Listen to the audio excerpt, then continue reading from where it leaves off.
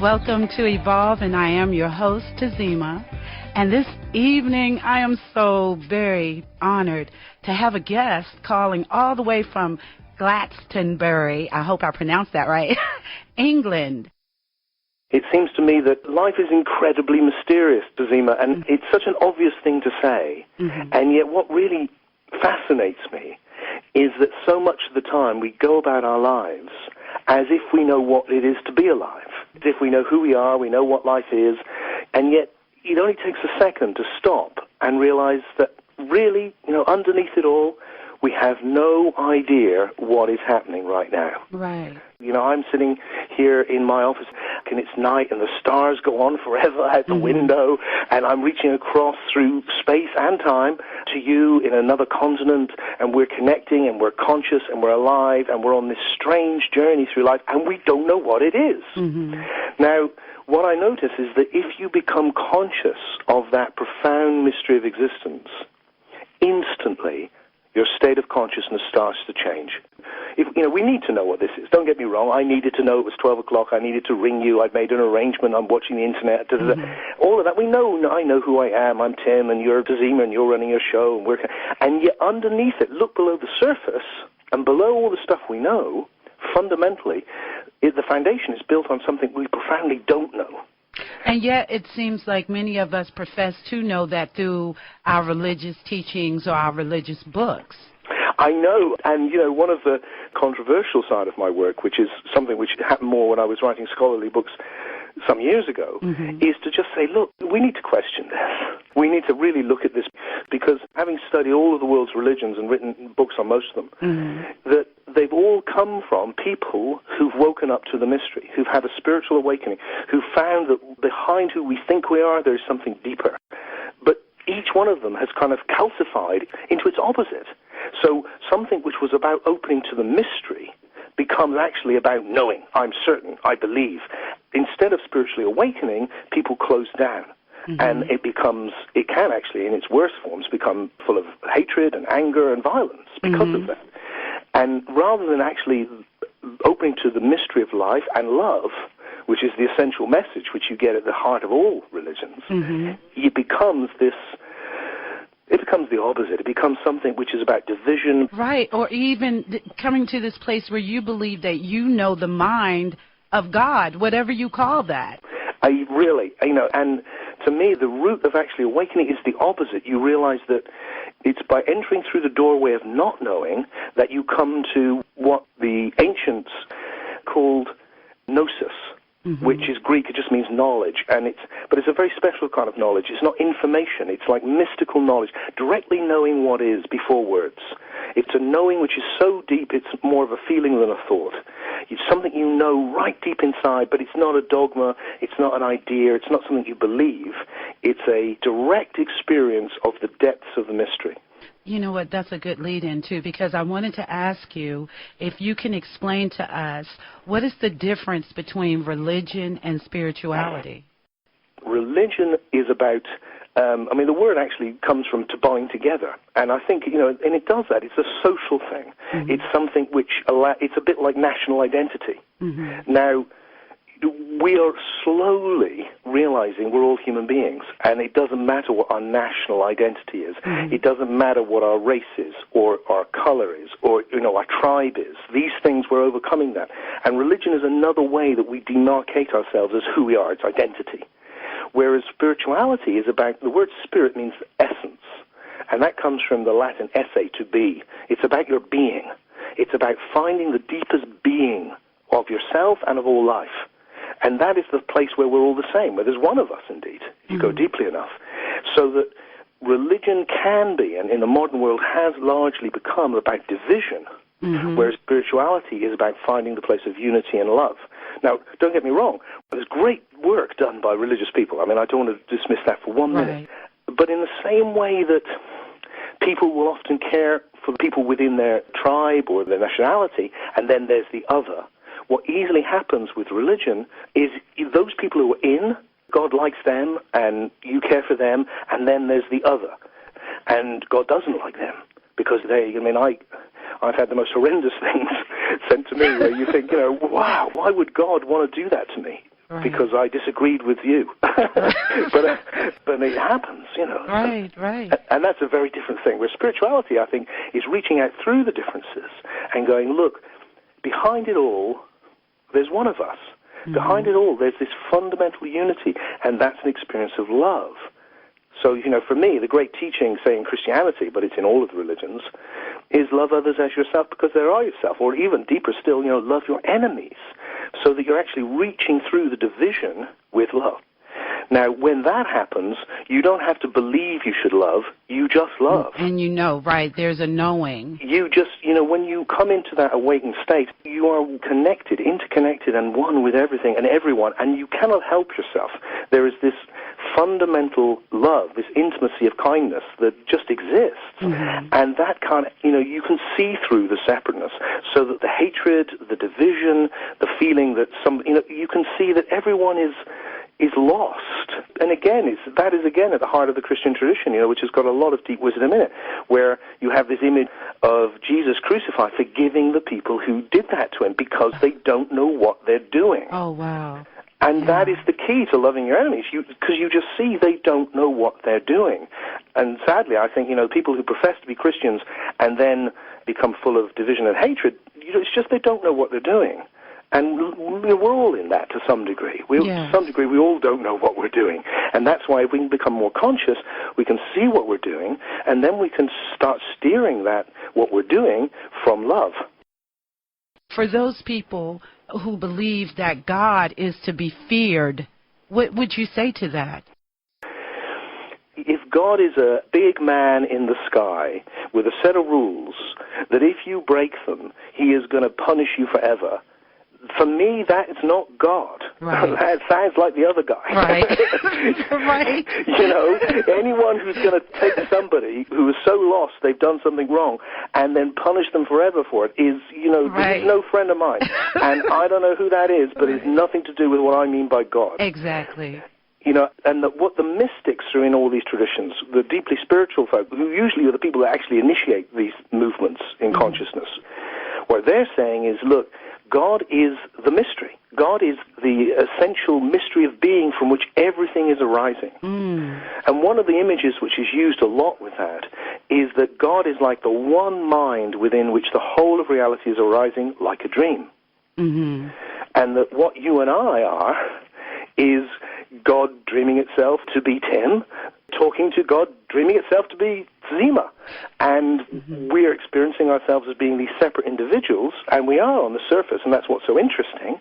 And because we're separate, we can meet as different, and yet when we go back into our spirit, into our deeper being, into the deep self, there's this knowing, this gnosis, this deep knowing that fundamentally we're one as well.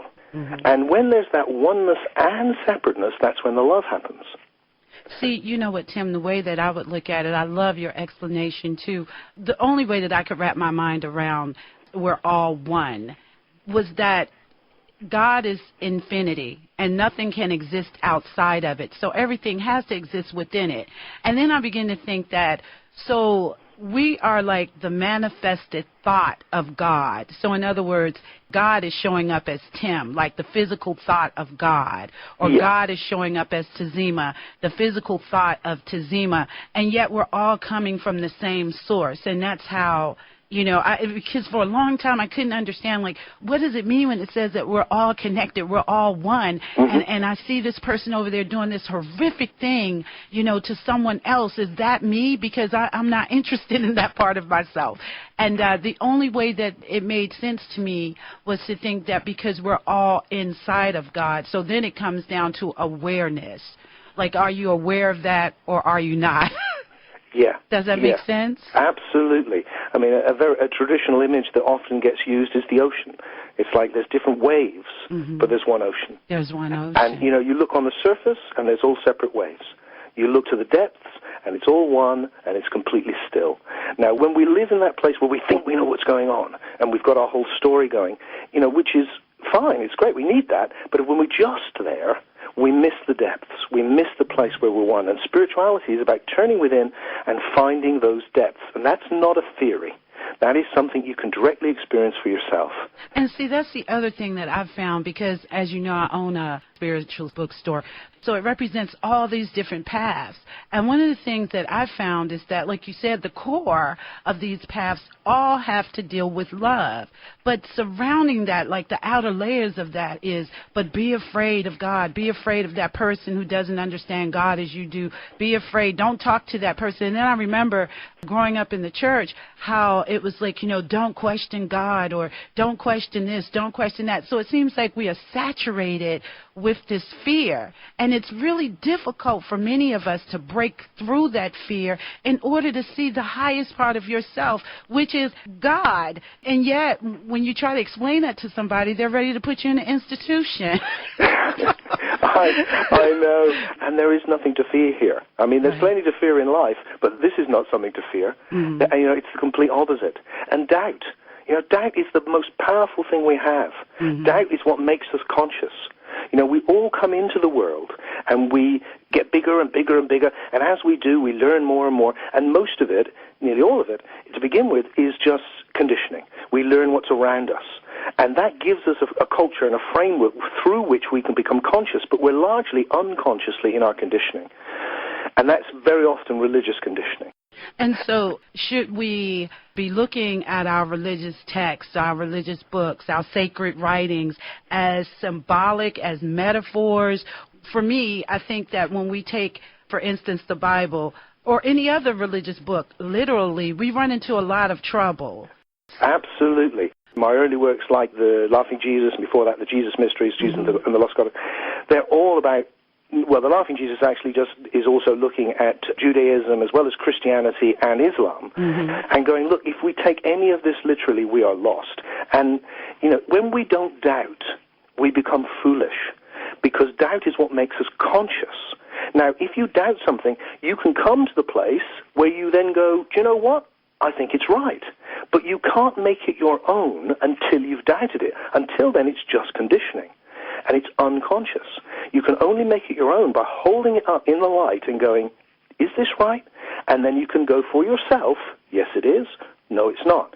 And that process of doubt makes you conscious. There's a lovely line I use a lot, which is, certainty divides us, but doubt unites us. Wow. When we can stand in the mystery together and go, do you know what, Tzima, this is such a big mystery, I don't know what's going on. This is my best guess. What do you think? And then you can go, no, I don't know what's going on either, but it looks like this. What do you think? And suddenly we can disagree and explore, but we're also basically agreeing. We're both going, it's an incredible mystery that we're alive. Right. And what can we bring to the party to try and understand it the best? Exactly. That's where I'm at. Well, let me ask you this. What are your thoughts about reincarnation? Well, I think it depends how you understand it. Certainly the early Christians all believed in reincarnation, and it's found in every single tradition. It's a very interesting thing that it's a common motif. And that would be shocking for Christians today. I know. I mean, but, most Christians don't know there was a Christian goddess, but there was. Yes, there was. We have a view of Christianity, this is a whole other subject, we have a view of Christianity created by the Holy Roman Empire. And it's an utterly distorted view. And one of the great things about doubt is it enables you to go back and look at what's really there, and then you find that things are really not what they seem. In fact, that's the common thing with everything. And the same when you look at history. Well, it's like this, right? No, look at it. Actually look at it. Really pay attention. And it's not what you think it is. Take an example from the Old Testament, like the whole idea that there was some great Israeli or Jewish empire with King Solomon and King David and huge palaces and great, armies and all of this. Well, we now know that none of that's true, because we now can do archaeology on the ground. When there's great palaces, you leave remains. So, okay, right, so what is this then, actually? If it's not history, it's mythology. Well, what is mythology? Sometimes mythology is just politics. Sometimes it's just there because you're trying to beef yourself up, make yourself look good. But other times, it's actually very, very profound metaphor or allegory. This is what you mentioned earlier. Well, then it's a matter of understanding what does it mean. And much of this stuff actually has deep spiritual meaning once we stop seeing it literally. And so the only way that you can really connect to it is to disconnect from it. Right? Really, with everything. You know, whether it's you're looking at a religious text and you kind of go, look, you know, firstly, just notice it's a book. It's a book. Right. That's what it is. You know, and could the truth ever be written in a word? Right. You know, how many words would it take to explain this infinite universe? This mystery of this moment right now, just looking out as I am onto the night. Wow. Would it be a sentence, or would it be one book, 10 books, a library of books? You know, it's never going to be done. It's too big to put in words. Have you ever been accused of being an atheist? Yeah. People say to me, do you believe in God? And I just feel like, look, I don't believe in anything but God. Exactly. You know, it's all God.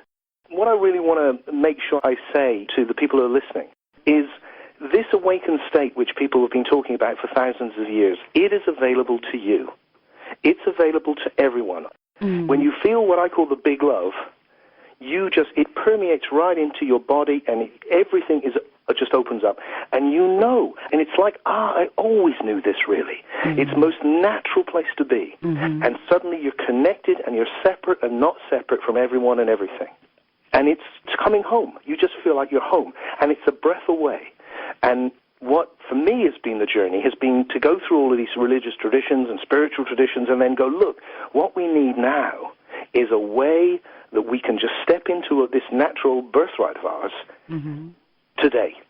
How can we see it so clearly? And that just cuts through all the ideas, all the stuff in books, all the rest of it, because you see it for yourself. And then, you know, you just see it. It's not something which you need to...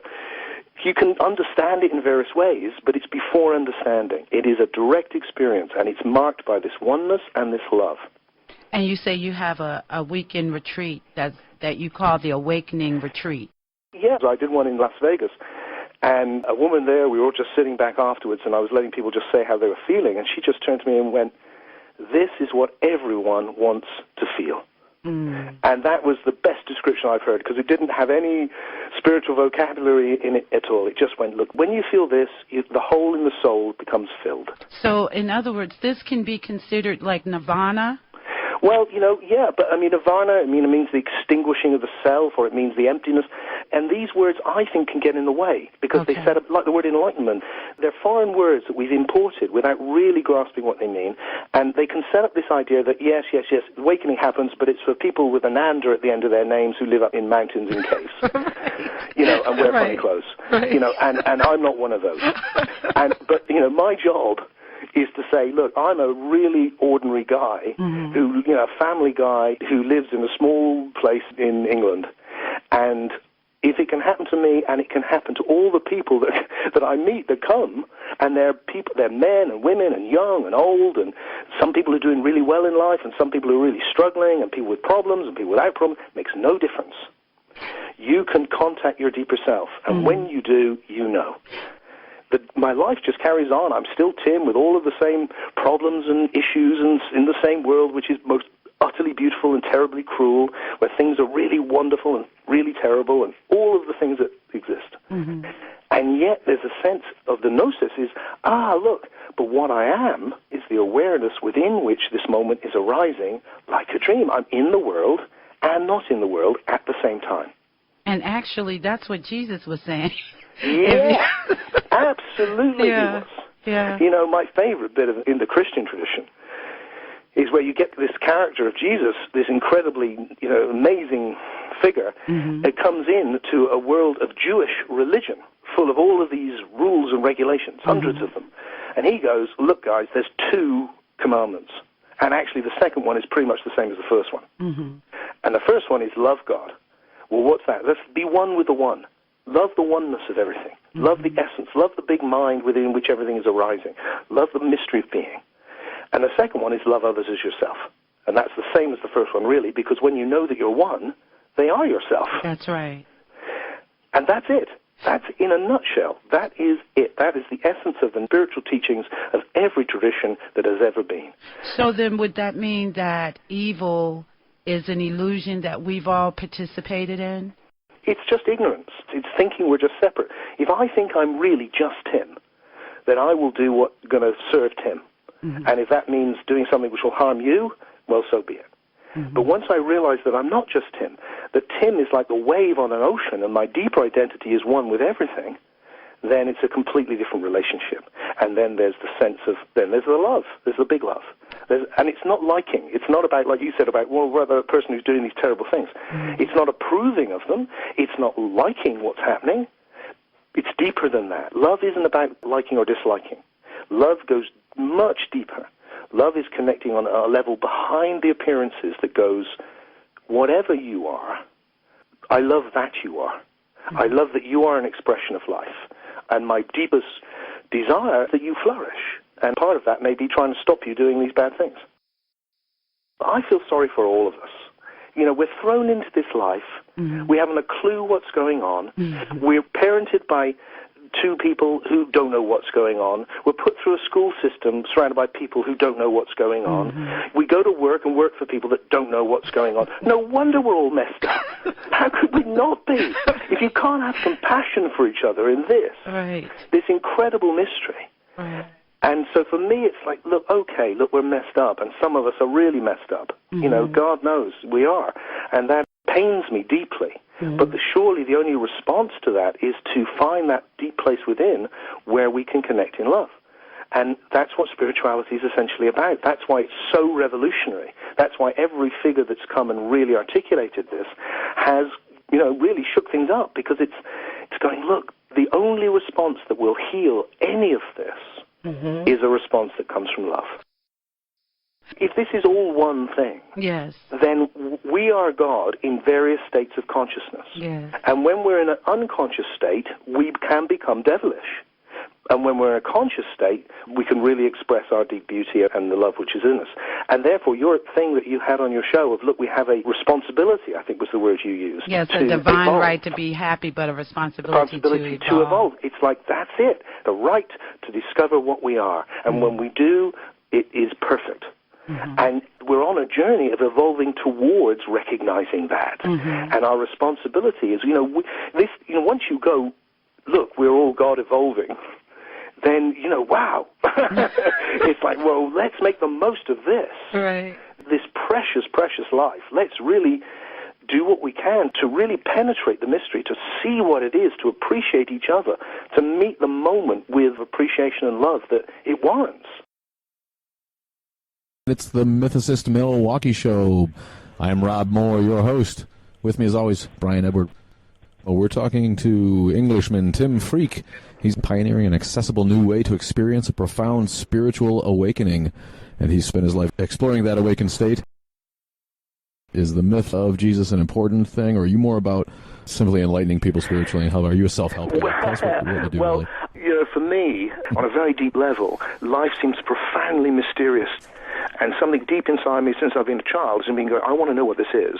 I want to understand what it is, and I want to make the most of this journey that I'm on through all of the joy and suffering that makes up life. So I've ended up doing lots of things which are all linked by that. And part of that has been writing books on the spiritual traditions of the world. What I was looking for through all of them was a commonality. What fascinates me about the Jesus myth is not just the history, it's actually what is the gnosis? What was it being written about? And this gnosis sounds very similar to me to the gnosis which the Sufis are talking about, or the gnosis that the Zen Buddhists are talking about, and also the one that I experienced myself on my own journey through life. So once you free yourself from the really superficial aspects of religion, where most of it's just superstition, then you get to a different ballpark where you need a different conversation. What these human beings, at their best, were trying to explore is in front of us now. And there's something precious at the heart of spirituality, which is about an experience of the numinous. We just need, as Carl Jung said, to melt down the old forms and recast them in new forms through a direct experience. When I look at the movements in the world, what I see is different states of consciousness coming into relationship with each other. And when there's a new one, which is arising, which happened, then there's a reaction from the old one. And so in that way, this fundamentalist thing has been a reaction to the rise of something more evolved. Right. We must get back to our roots. I think you fear what you don't understand as well. Yeah, and there's a hope that that can be ameliorated and it can work its way through and that human beings will sort it out. But in the meantime, I'm not an atheist. that whole word doesn't quite hang for me because of where I'm coming from. Now, how do you describe yourself if you're not an atheist? What I've been developing is a philosophy, I call it paralogical philosophy. It's very close to what the quantum physicist Niels Bohr described as complementarity, which is that we need to understand this experience we're having as fundamentally paradoxical. That's its nature. He came at it through the whole experience of discovering the nature of the wave-particle duality and just going, look, the nature of reality on this deep level is it's paradoxical, and became enamored with that and applied it to lots of other things. And I've come at it not as a scientist, but as a mythicist or as someone studying spirituality, and come to the same thing. Look, what we're in here is fundamentally paradoxical, and that we need to understand our own natures as paradoxical. And I think that's the key to understanding the deep message of spirituality in a way that doesn't deny reason and which can sit happily alongside our scientific understanding. Niels Bohr, when he created his coat of arms, put on it a yin-yang sign, and underneath it said, the opposites coexist. Do you find some possibility for common ground down the road? Will science perhaps maybe find a way to incorporate, prove, discover, quantify spirituality? I'm not sure about that. I don't know. Probably not. Because I think fundamentally the way they sit together is because they are opposites. Science goes out into the object and goes, what is it to life? Whereas spirituality goes into the subject and goes, who am I to life? One is a study of objective being, and one is a study of subjective being. And what I think both have discovered is that what we take things to be is not what they are. So science has turned everything inside out. Well, the great thing about science is that it will adapt. If something does come to light, then the best scientists will realize it, incorporate that into what they did know. So, to my mind, there could be a time when science explains not only the nature of the universe and the questions that people fill in what they call the God gap now, and also maybe psychology will someday be completely explainable scientifically. Yes, I think as long as it goes beyond this objectivism.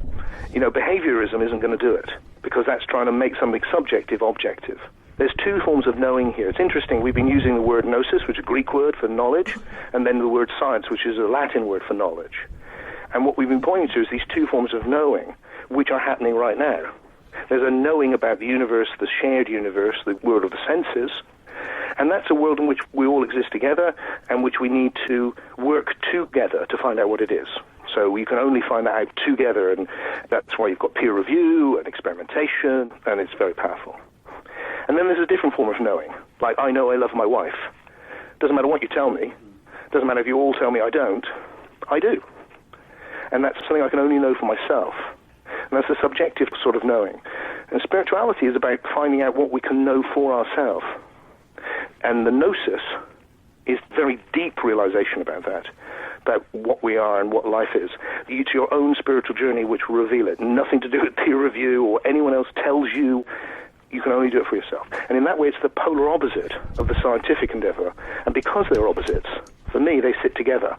Like inner and outer sit together, or left and right sit together. You need both, because they both exist. Right. Now, that's why I loved your page. I really thought this is a spiritualist that I can get behind, because I'm a pretty rigid science guy. I've got a heavy background, so I tend to, hear Deepak Chopra's proofs about atomic theory that somehow explain it. I just know is garbage. You don't attempt to do that. You're straight up that this is a good philosophy, and I definitely appreciate that. I think you're doing good work. We're all meeting in this mystery of life, and fundamentally there's a huge equality in that. If we can stand with each other and go, look, nobody knows what this is. Nobody. From that place, we can go, okay, what's your best guess? What's the thing that you've been led to? And how can we create a story about this mystery, which is what all human beings are doing, whether it's spirituality or science. So once you're rooted in mystery, we can meet as equals. So the great thing in Christianity is that right at its center is this great idea of love. So, love your enemies. I mean, I still think that's the greatest line in literature. Just because of what? You want a paradox? Get that. Love your enemies? Wow. That's incredible. So when I'm in dialogue with Christian fundamentalists, I start with that. I go, well, look, we both agree we should love our enemies, so let's start with that. I love you. Now let's go from there. That's a great tack. Welcome to the Urban Guru Cafe. You say that this message you deliver is found in every time and every culture, and you refer to it as a perennial philosophy. So what are some of the different philosophies that have looked at this? Yeah, it's a perennial philosophy because it's a natural human experience. I think, if you go to any time in culture, you'll find human beings talking about food. Different food, but it's food. Human beings have always had food. And you'll find them talking about shelter. Different types of buildings, because human beings need shelter from the elements. And you'll find people talking about this deeper weight experience because people have always experienced it. They talk about it in completely different ways often because they're living in different cultures with literally different languages and different concepts. But the experience you can tell that they're trying to describe is fundamentally the same. Although I do think as the language, as our understanding changes, we see it in new ways. There is an evolution going on. And it is ubiquitous. I mean, you can see it in the ancient Egyptians, you can see it in the Gnostic Christians, you can see it in the Advaitic Hindu tradition, or you can see it in Buddhism, you can see it in the Sufis, you can see it in the shamanic tradition. It's just everywhere. It's just the language is different, that's all. If you live to be 80 years old, you have about 4,000 weeks in which to work out what's going on in a universe. There are 100 billion galaxies, each containing 100 billion stars, allegedly, where everything you look at is not what it seems to be. People who've paid real attention to the appearances have come back from the edge and gone, hey guys, they're not there. What looks like solid matter isn't there. I start seeing just how extraordinary this is. And I know that I'm one with it, so I'm no longer just a separate person. I'm also aware that fundamentally I'm one with everything and everyone, and that gives rise to this experience I call big love. It's the best description I can find for it. This universal love, compassion, whatever, I don't know what word you can give to it. It always feels to me that love is how oneness feels. When you love someone, it's because you see through the separateness with them. And I'm conscious of being conscious. I know that I am. And I'm not just lost in the ideas of who I am and the story I'm telling. Today we welcome Tim Freke to Skeptiko. Tim is one of the most innovative and popular thinkers among the rapidly growing spiritual but not religious crowd. I have to say I would count myself part of. You've touched on this word mystery a couple times, and I thought it'd be fun to kind of examine that deeper and really deconstruct that. And what do you mean by mystery? I think you go very deep into it in various places I've seen. So tell us about the mystery. We're having this experience. There's these colors and shapes and thoughts and feelings, and we don't know what it is. And as you enter that don't know, consciousness changes. And then the mystery is not just the not knowing, the mystery is knowing the mystery. So therefore, you get people like St. Paul talking about the mystery of God, or the Native Americans, the great mystery, or just about all the traditions, that there's something so direct that you can know it, you have to know it before words. And the isness in the Zen tradition, same thing. So what I mean by the mystery is that. I also like how you contrast it with the non-mystery that we're so used to and so forced upon, if you will. So you talk about reductionist science and how it's all about non-mystery. And I like how you work in this idea of it's just. I mean, that is the ultimate kind of counter to mystery is, oh, no, it's just. Or it's evil twin that I like to throw in there. It's not. Well, it's not that. It's just this. And talk a little bit about that and talk about... Yeah, the just word really struck me exactly what you've just said. Because I love science. I love all human knowledge, and I love science. I love its attitude. I love what it shows. I hate reductionism because of this narrowness where it reduces the richness of life to one narrow story. And you can always say, it's just. Yeah, oh no, the birds are singing. No, that's just them holding their territory. Well, it is them holding their territory. It's not just that. Or, I've fallen in love. Really? That's just chemicals. You know that, don't you, in your body? Well, it is chemicals, but it's not just chemicals. And it's that seeing that no matter how much we understand of life, when you look at the sunset, it still goes, wow. And that wow is the mystery. And when I lose the mystery, it goes dead on me. I put it in a box. I think I know what it is. And I don't. And I need to remember that for it to stay alive. Right, but Tim, what about this deep need that we have that all these other folks are tapping into for non-mystery, for certainty, for understanding, right? Because that's what they're really playing on. So in the same way that the scientists are playing on that, the reductionists, and saying, oh, no, it's just. The atheists are playing on it and saying it's not. And the fundamentalist religious people are playing on it and saying, oh, no, it is just this. And then there's even folks in the non-duality community that are playing the other game too and saying it's not, no, it's not. It can't be more. It can't be a God in the sense that you've thought about it. It must not be that. So what is it about our need for non-mystery, our need for certainty that makes us so susceptible to this line of thinking? So, yes, I'm a spokesman for the mystery, but I love words and I love story. And my whole job as a philosopher is to create the best story I can. And I need that. I can't live without a story. If I lived just in the mystery, I would be an amnesiac. I couldn't function. It would be ridiculous. Even these noises I'm making would have no significance because I would have no memory of language and so on. So I need story, but I don't want to get lost in story. I need not this or that, but both. And my experience of that is I have a real need to find certainty. It's just I don't find that certainty in words, and I don't expect to anymore. I find the certainty, ironically, in the mystery. And that's where it feels like I find something I'm sure of. Now, I can't justify that in words. It's a direct experience. But when I feel, for instance, look, what really matters in life is love, I know that. Either you go, yeah, I know that too, or you go, well, that's just sentimental rubbish. It's before words. And that's the places I find certainty. In the words, I find theory. And I love theory. I love story, but I don't expect it to hold any certainty. What you experience depends on what state you're in. And if you can enter these deep awake states, you experience life in a whole different way. And one of the gateways to this deep awake state is noticing how mysterious life is. It's coming out of the story, the words, the knowing, into not knowing. And then there's this profound experience of oneness and love. It's something you're feeling, something you feel so deeply in your body that you can't deny it. The thing about the experience for me is that it feels more real, not less real than my other experiences. And that's why it has an authority for me. But it can't have an authority for anyone else because they're not feeling it. But it has an authority for me because it is so powerful and so real. And what I want to do is share that power and reality of that experience of connectedness and love because I find it transforms how we live our lives and how we are with each other. The job of spirituality in nearly all of the great traditions has been to wake us up so that we become conscious that we're not just this separate individual, we are also one with the whole of life. And so the job is to look deep within to find this place before words where there is this profound oneness of being. Lilou here. I'm in Glastonbury in England on the Juicy Living Tour. I seek people like you and I look forward to sharing knowledge and wisdom and experiences and philosophies also because you're a philosopher. So I have this whole new technique. Can I share my technique with you? Yes. Okay, I have this technique to test out whether any spiritual teaching I come across is bullshit.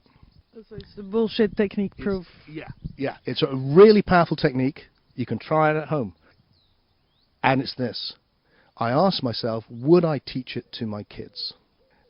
And it's really obvious to me as soon as I do that. Stop thinking. I hear it all the time. Just stop thinking. I would never teach that to my kids. Mm-hmm. That would be crazy. Just be in the moment.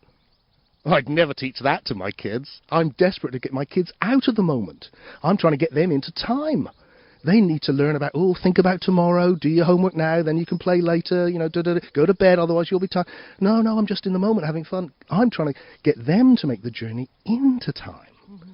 So that can't be right, can it? There's something wrong there. There's something right, but there's something wrong. Traditional ones, don't be attached. Mm-hmm. I grew up with that in spirituality all the time. Have no attachments.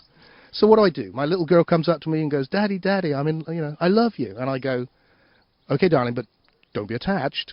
It's like, no, I'm not going to do that. So what's wrong with all of those things is they're either or. Yeah. They're all either or. And once you get that, you can get it. So look, if you're stuck in time, like a lot of adults are, you need to come into the moment as well. Because Because if you don't, you'll miss the juiciness of life, because the juice is all in the moment. So where do you want to take them to? Where do you want to take us to, even through this interview? Well, the mystery experience, what I call the mystery experience, and which is my name for what would traditionally be called awakening, and I call it that too, but there's something about these words which carry baggage. Yeah. And why I like the mystery experience is because for me you can never name it, and you can never hold it. It's always bigger than you think it is. I'm really excited to talk about your new book, The Mystery Experience. There's a line in the book, it's a cheeky line, but I go, look, we're all great souls and we're all arseholes. And that's just the way it is. We are. And we're all like it. We have a fantasy there's somebody somewhere who isn't like it. Yeah. Well, I've met and hung out with a lot of people who are amazing. And, I have to say, they're all like it. Everyone is like it. Because it's the paradox. Yeah. So once people can get to the point where they go, oh, I see. So it's okay that I've got these funny bits, and it's okay that I'm a separate self, and it's okay that I've got an ego, and that's natural. That's all right. You just have to have this bigger context which takes it all in. And then you can see, oh, the moment as it already is more amazing than you could possibly take in. So a philosopher, for a lot of people it means a thinker, can actually accomplish things in their life. Yeah, I mean, for the word philosophy, I love the word philosophy because, it's become associated with the intellect. But actually the word, philosophia, means a lover of Sophia. Sophia is the goddess of wisdom. So I'm a professional lover of the goddess. That's what I do. I love the goddess. And the goddess, in the ancient world, she symbolized life. So God, the male, would be the mystery of existence, the mystery of being. Which is the thing you can't see or touch or feel. It's just what's behind everything. And then the goddess is all the colors and the shapes and the smells and the thoughts and the feelings. She's this. So a philosopher is a lover of life. And in the ancient tradition, of which I feel much more resonance than I do the modern tradition, the job of the philosopher is, as one of the famous ancient philosophers, Plotinus, put it, the job of the philosopher is to take people to the vision. So the job of the philosopher is to use words to take people beyond words. What is needed to make things happen in reality? We have dreams, we have things that we want to make it happen. What is needed then? Both and.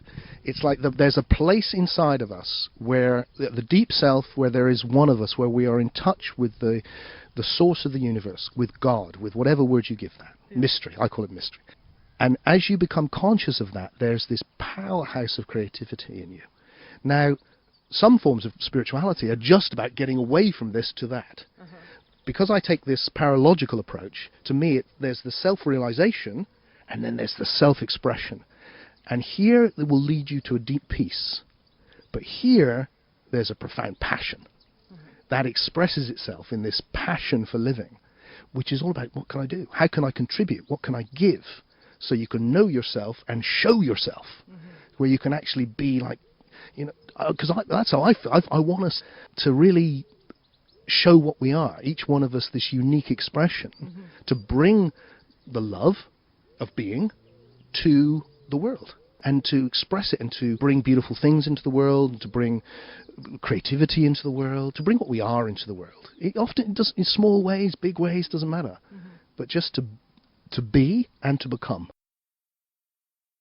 Welcome to the Mindfulness Radio Show. My name's Shamash, and this week I'm joined by Tim Freke, stand-up philosopher at, in fact, Europe's biggest bookshop, Waterstones in Piccadilly in London, so that's why you can hear a bit of background sound. Tim's going to be giving a lecture later this evening in a church called St James, Piccadilly, and he's kindly given some time to us today. Just to look, to listen, to breathe, to be with another being becomes so exquisite because it's so profoundly mysterious.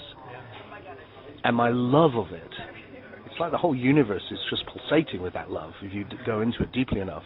And that for me is the only thing which fills that hole in the soul, which I think everyone has, that something's not right, that's pulled towards something. And that wholeness, the thing which fills that something missing, in my experience, is only that deep love. Nothing else will do it. Nothing. No ideas, nothing. It has only that love does it. So that's really interesting. It's almost as if this need for this sense of wonder and this deep connection is actually a core need, something that all human beings actually need. So it's not something extra that we need to do, which would be a nice thing to do, but actually it's a deep calling that all human beings have. Would you agree with that? Yes. I think it's the thing which is pulling us. We are being pulled towards something, and I think it's the recognition of our own nature, or to see deeper into what we are, and we're on a journey towards that. And we look for what will fill that hole everywhere. You may know that I'm quite interested in mindfulness and meditation. I wonder what role meditation, how that relates with what you talk about. Meditation, I don't use the word a lot. I just know for myself, and too many people who it became another problem. You know, oh, have you meditated? Oh, I'd be all right if I was meditating. Oh, I haven't done the meditation. It's like a huge list of things and then meditation. Whereas for me, it's about, no, this is a delight. This is not a chore. This is not about fighting to stop your mind. This is not about fighting anything. It's having some time just to remember how much you love being. Even when your life is shit, you still love being if you pay attention to it. Being just loves being. And meditation is paying attention to your being, going, oh, I still love being. Isn't that great?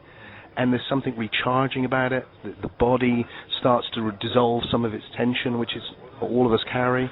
And then you can come back to the story with a new commitment to love it and to bring love into it. And then the story becomes worth living. It becomes an adventure rather than a burden. So welcome to Tea Time TV, Tim.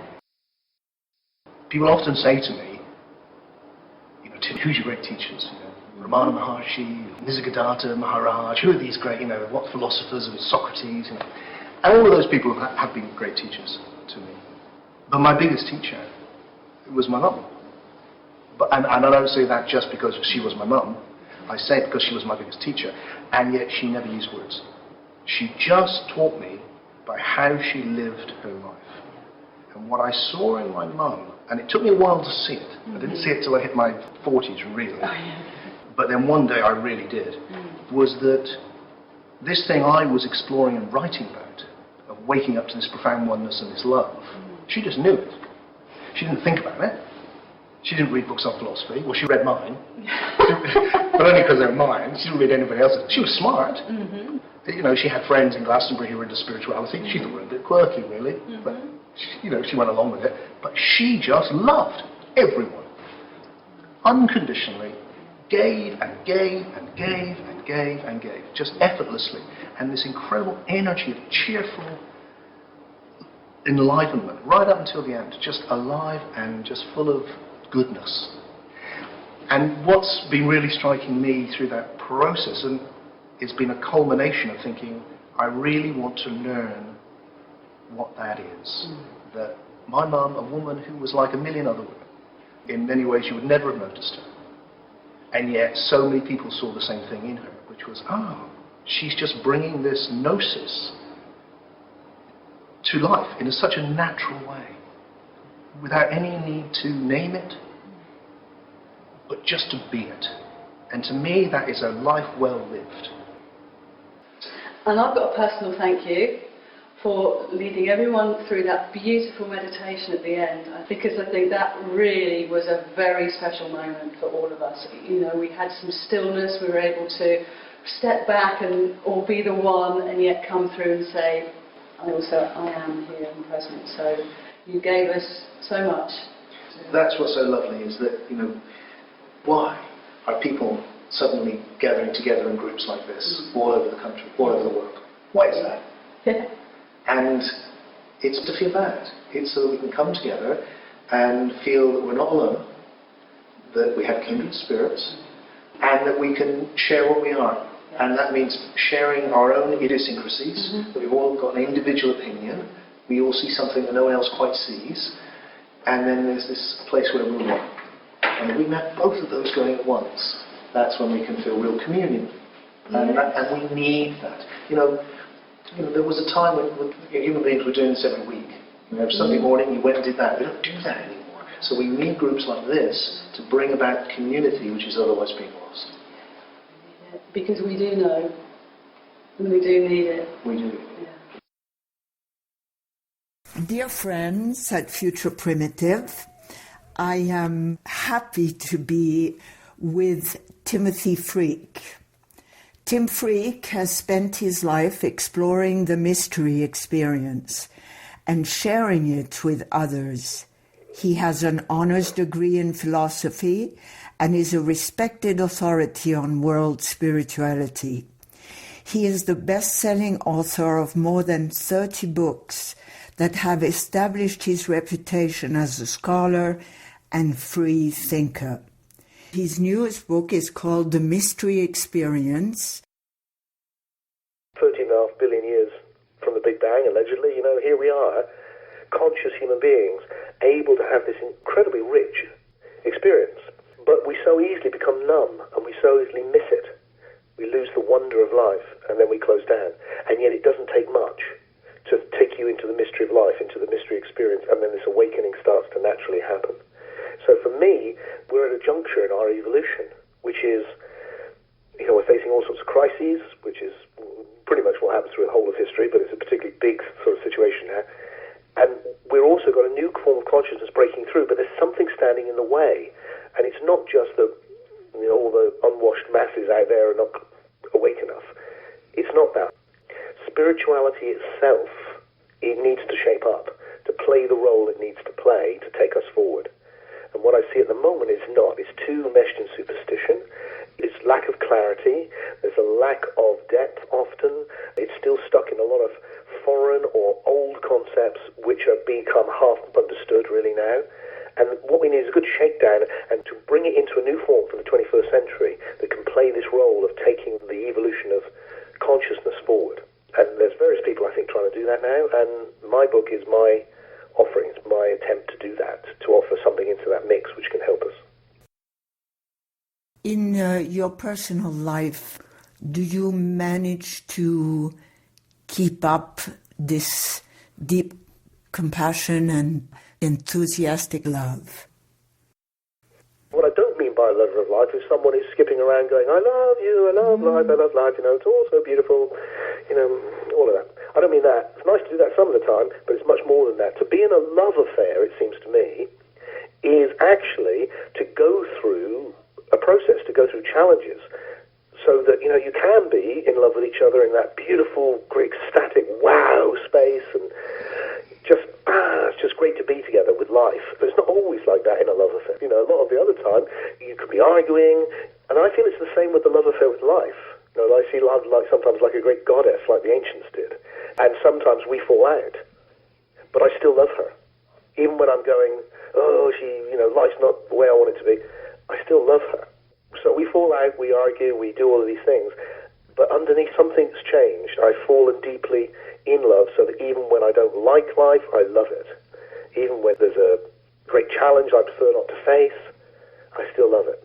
And that's what my love affair with life is like. That's what my love affair with my beautiful wife Debbie is like. Mm-hmm. And I think that's what love affairs all over are like. So, Tim, I'd like to ask you, what are your feelings and ideas about death? I sort of see it as the ultimate life experience. My feeling, Riley, is just because of the law of paradox, that the thing we fear the most will turn out to be the best thing. That's always how it feels around death. It's an awful tragedy, and it's so, terrible for the people left behind, and it involves a lot of suffering often, and yet at the same time something amazing is happening. My own way into that, it feels that this awake state we're inhabiting is much more like a dream state than we generally realize, and that there's another level of waking up. So just like when you die in a dream, what happens is you wake up to this. When you die in this, what happens is you wake up to a deeper state still. Mm-hmm. And when I look at it like that, like these holonic levels, like states within states, then I see, isn't it interesting that in order to inhabit this waking state, I must go into the dream state, the sleep state. And if you don't go into it, you can't stay awake. You'll actually just pass out, won't you? You have to go to this kind of slightly more primitive form of consciousness to inhabit this one. And in the same way, it feels to me that we have to do this form of consciousness, this being a human being form of consciousness, to enable to sustain a deeper, more awake, more loving form of consciousness. That's my here without being able to really justify why. I remember once experiencing, I don't know what to call it, cosmic love or universal love for an instant, and it was unbearable to me in this human body. And so perhaps that's what happens after we die. We can bear that much love. So I'd like to ask you, is there a discipline to love? Can we grow love like a tree, like a plant? My sense is it's like anything else in life. The things we pay attention to flourish. Giving something conscious attention is an amazing source of energy. So wherever people put their attention, that tends to be what flourishes. So if someone puts their attention on becoming very, very good at playing the piano, then they probably will. If you want to put your attention on awakening and of actually becoming a lover of life, of loving being and being loving, if you want to do that and you pay attention, that will start happening, for sure. So, Tim, what would you like to say in closing to the people who are listening? I'd like to say, since I've been 12, one thing has stayed with me. This is about love. And love always works. So, my hope is that we can spread the love in a very real, authentic way. And if we can do that, we can turn this, what is sometimes a nightmare of separateness, into the celebration of existence we all really want it to be.